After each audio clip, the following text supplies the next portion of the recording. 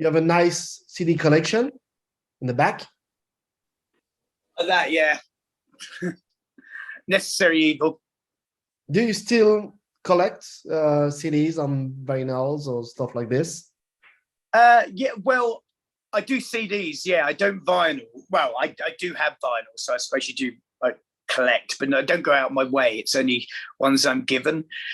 I was a vinyl fanatic as a kid. Sold a lot of them to get CDs. I'm not going back again. It's opening a can of worms that costs about 8 times more. I've seen some extortionate prices, like the new Metallica, for example, is like £50, 50 quid. So there is a new chapter for CRADLE of Filth with the signing on Napalm Records. Yes, the pandemic put everything, well, with everybody, it's not just us, obviously, back by a year at least, which delayed the release of our last record, Existence is Futile, for Nuclear Blast Records, but inevitably also delayed our move from Nuclear Blast to Napalm. And people have asked us about that, and we said, well, we were just reaching the end of our tenure with them. You know, we'd completed our 3-album deal. That was quite a long period of time. And yeah, we had a good time with them and everything, but a lot of their people moved to a different label, and we felt more comfortable trying past as new. So anyway, yeah, everything got moved back a year. And subsequently, it took longer to join. And this is where this live album actually sprung from as well, is the fact that we found ourselves in between records, about to start a new record. And it was kind of suggested by our touring live guy, you know, our sound engineer. You know what, I've recorded most of the shows for the last 4 years. Why don't you look at releasing a live album? You haven't done one for 20 years. And of course, it's like, it's not a bad idea. Gave everything to the studio engineer to sift through, and there was a lot to sift through. I'm not sure if he did everything, but he says he did, so I believe him. And yeah, just then decided on a suitable track listing, which by definition had to be various things, you know, a good cross section of all our material, but enough stuff to gratify newcomers and you know, people have been for ages. And that's basically how that ended up, all circumstance, really. If we hadn't have done the live album now, I mean, it could be, I don't know, another 20 years before another one emerged. Who knows? So I wasn't really aware. I mean, I was aware that he was recording some shows. I didn't realise that he had so many. And it was actually from 15 to 19, not 14, the press. It was all the Cryptoriana World Tour, and that didn't come out to 2015. But yeah, subsequently, when we were offered this idea, thought, yeah, that's a great idea. You know, this would work.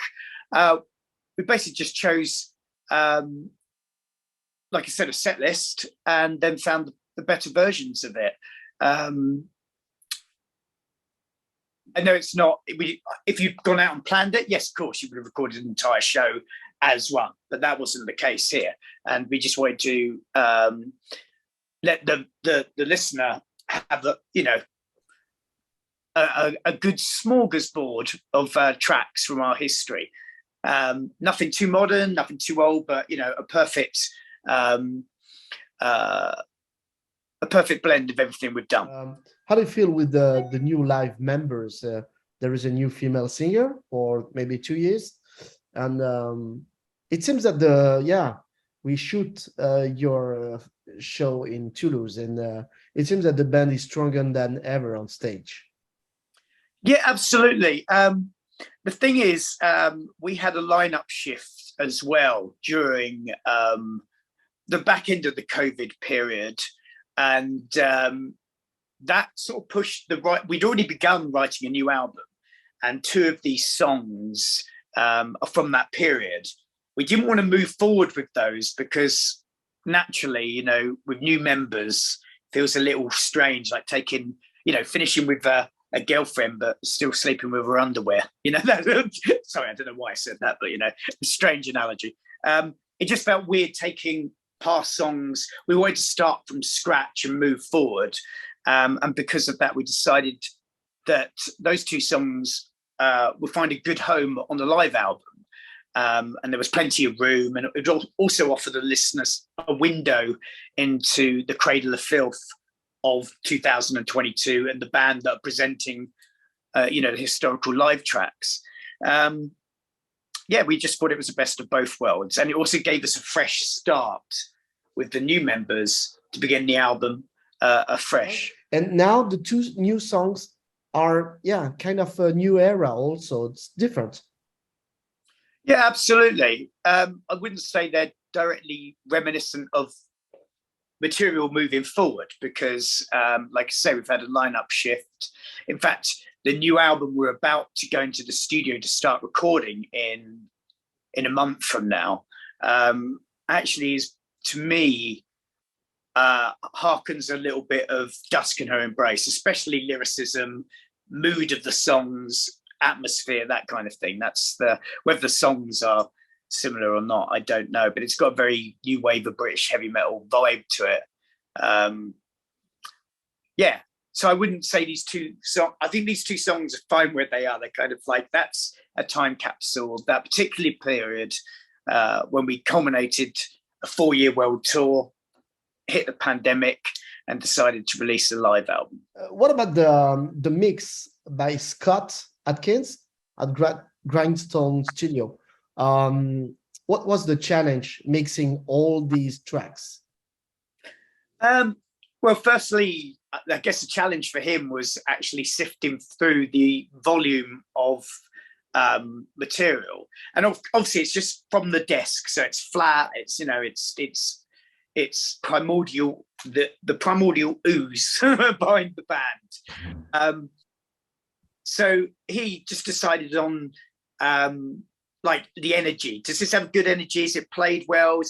Sometimes he'd be saying, like, I don't want it to sound too played well, so I'm not listening for like the best musicianship. I'm listening for something that, this gig, you guys were really on it, and you can tell the audience, the vibe is great.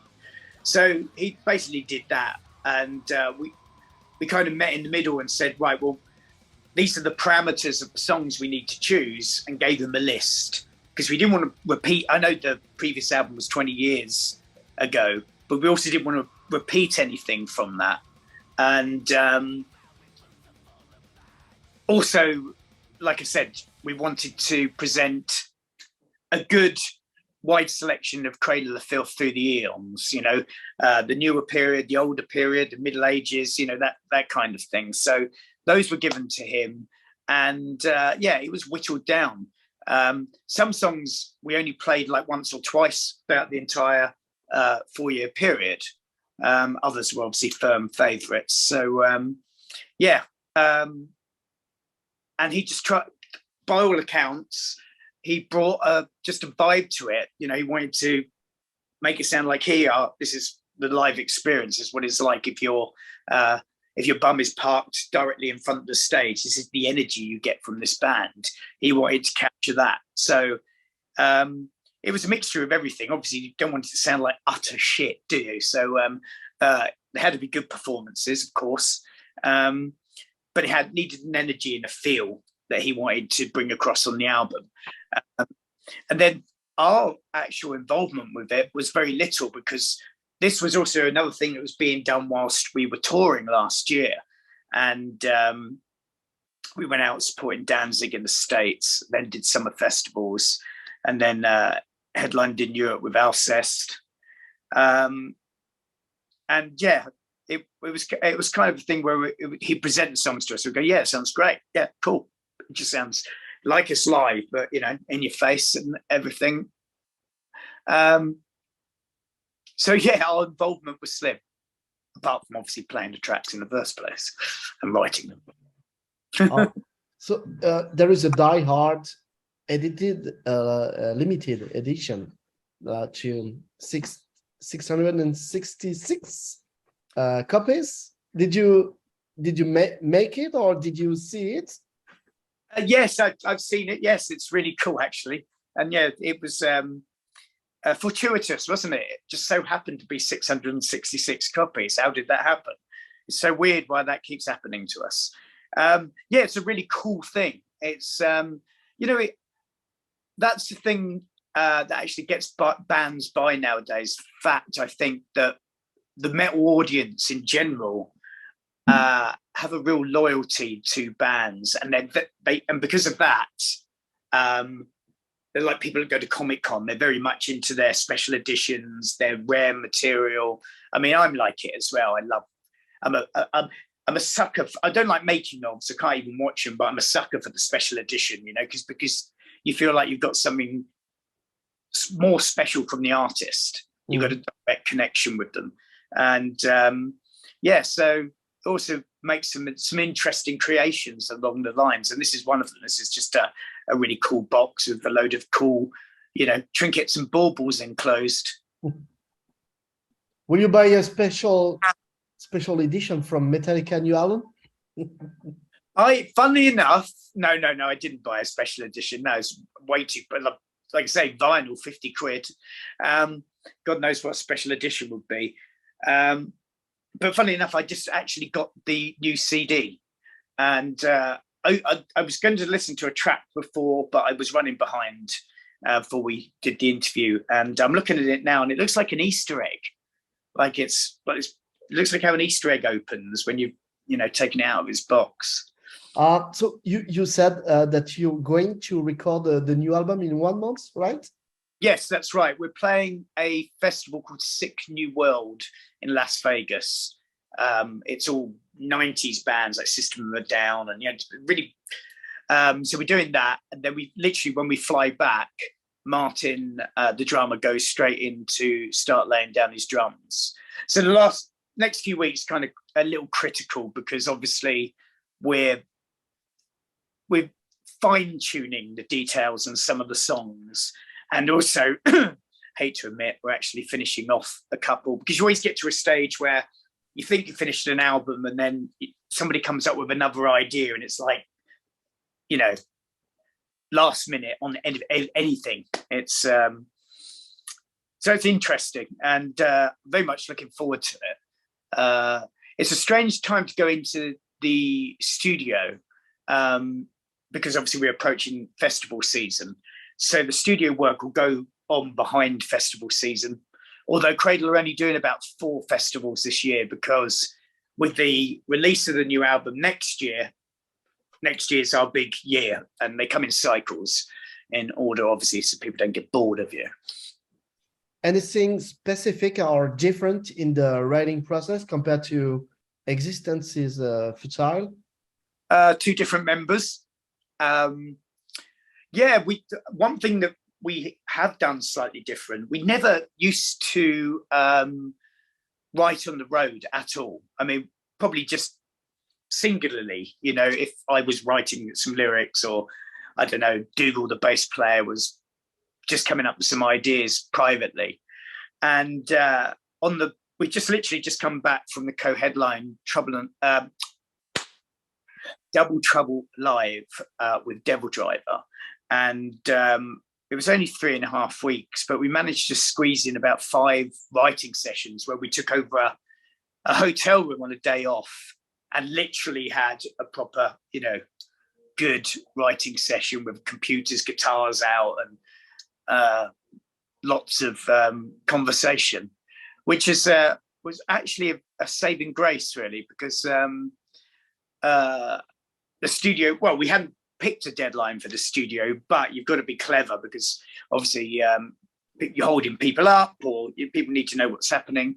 And in the end, we decided, right, this is a great date to do it. It's a perfect time for Martin. It's between 2 festivals, blah, blah, blah. So subsequently we had to get the stuff finished by then. And we still haven't. We're still polishing it. I'm pretty sure that you had really interesting conversations with Des Fafara from David Driver, right? On tour? On tour. I didn't need to talk to him about occultism, I know. I saw him the first day, and I was walking. My girlfriend flew over from England for the first week, which was great.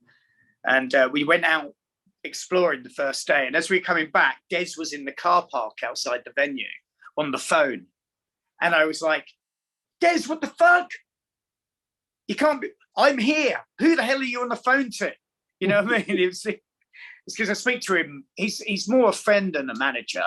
And I must speak to him for at least an hour a day, most days. And yeah, so I think I spoke to him less on the tour than I normally do, because there's no point. We knew what we were doing.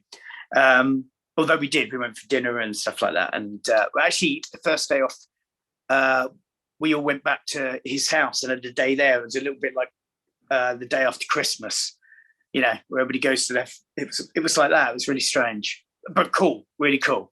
And yeah, there's a second leg planned. So obviously everybody got on well. Otherwise, you know, that wouldn't be happening.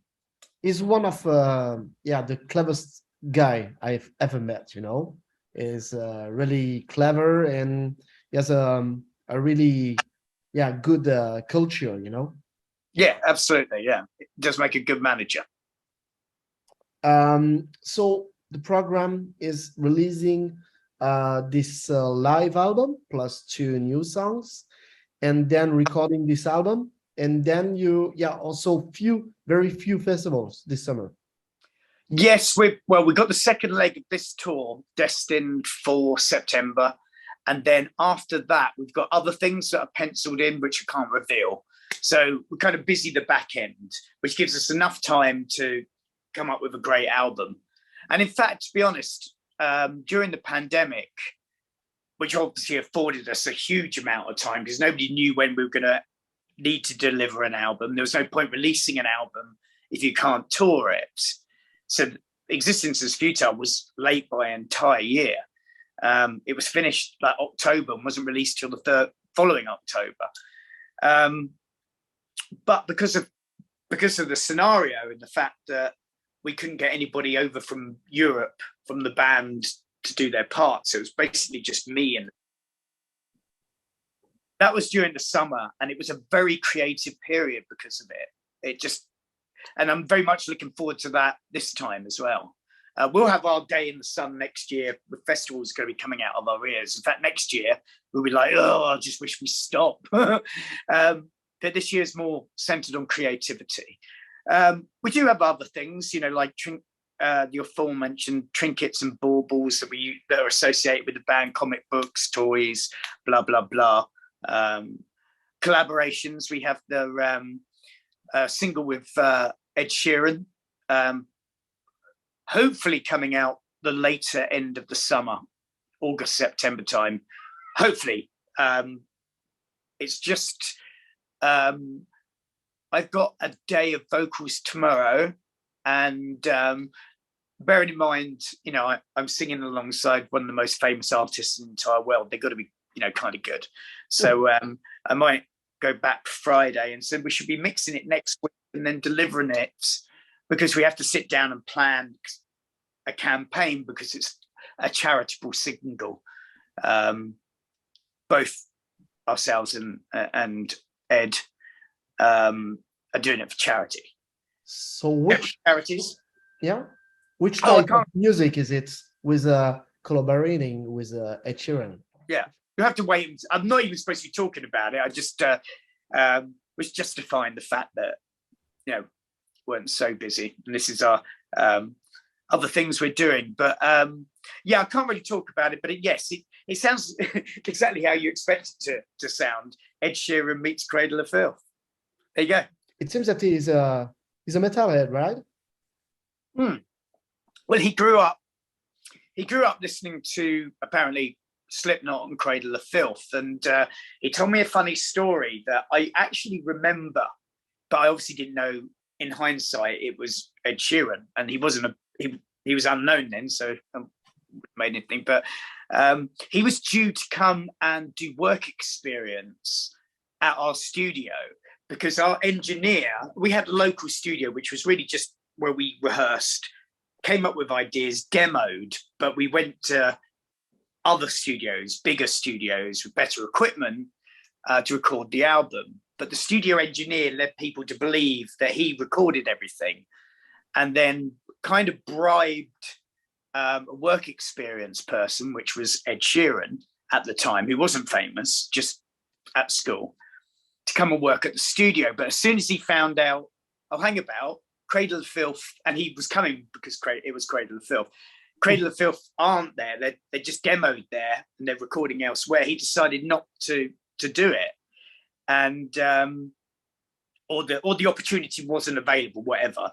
And subsequently, he had to go and work for my local town council. Nothing to do with music. And he actually thanked me by saying, "Oh my God, it was then, despite the fact that I wasn't doing music and I was supposed to be, in a studio, and now I'm working at a bloody council. This has made me want to pursue music for the rest of my life because this is a shit job." And I never want to come back here again, which I thought was a funny story, because we could have influenced his career, but we missed him, but we influenced it more because we missed him.